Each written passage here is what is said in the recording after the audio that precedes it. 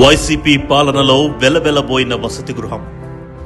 మీరిక్కడ చూస్తున్నది పార్వతీపురం మన్యం జిల్లాలోని కురుపాం ప్రభుత్వ బాలుర వసతి గృహం. 5 ఏళ్ల వైసీపీ పాలనలో ఈ వసతి గృహంలో విద్యార్థులు ఎదుర్కొన్న బాధలు అన్నీ ఇన్ని కావు. పెచ్చులూడిన పైకప్పులు, తుప్పు పట్టి విరిగిన పిల్లర్లు, అధ్వాన్నమైన మరుగుదొడ్లు, నిత్యం సమస్యలతో సావాసం చేస్తున్న విద్యార్థులకు కూటమి ప్రభుత్వం రాకతో గొప్ప ఉపశమనం లభించింది.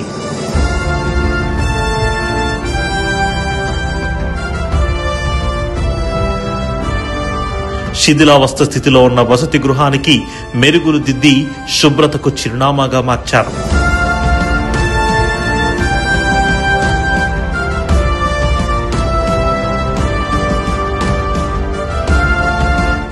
విద్యార్థులు వసతి గృహాన్ని వదిలి వెళ్లే పరిస్థితి నుండి వెతుక్కుంటూ వచ్చి చేరే స్థితి ఏర్పడింది.